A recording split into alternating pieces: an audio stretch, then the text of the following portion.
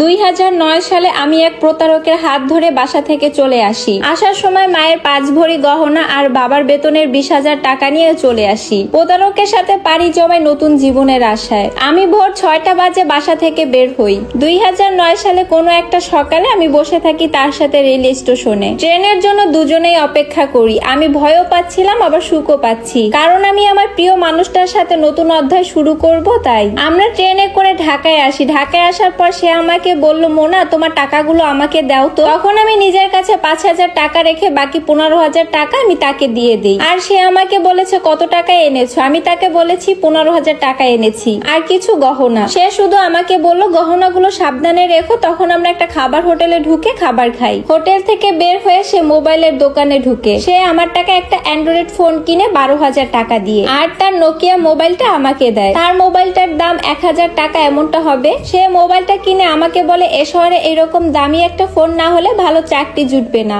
আমিও তার কথা বিশ্বাস করে নিলাম। এরপর সে আমাকে নিয়ে তার বন্ধুর বাসায় উঠে। বন্ধুটা একটা রুমে থাকে, সেখানে আমরা দুইজন। রাতে আমি আরো একটা ফ্লোরে থাকি আর বন্ধুটা খাটের উপরে থাকে। সে রাতে আমার কিছুতেই ঘুম আসছিল না। পরের দিন সকালবেলা তার বন্ধু চাকরিতে যাওয়ার পর সে আমাকে বলল, মনা দেখি তোমার কাছে কি কি গহনা আছে। আমি গহনাগুলো বের করে তাকে দেখাই আর টাকাগুলো আমার কাপড়ের মধ্যে লুকিয়ে রাখি। আর তারপর তার সাথে আমার দৈহিক সম্পর্ক হয়। এভাবেই কয়েকদিন যায়, কিন্তু সে আমাকে বিয়ে করছিল না। আমি তাকে বিয়ের জন্য অনেক চাপ দেই, তারপরেও সে আমাকে বিয়ে করছে না। সে আমাকে বলে যে ভালো দিনে বিয়ে করতে হয়, আমি তোমাকে শুক্রবার দিন বিয়ে করব।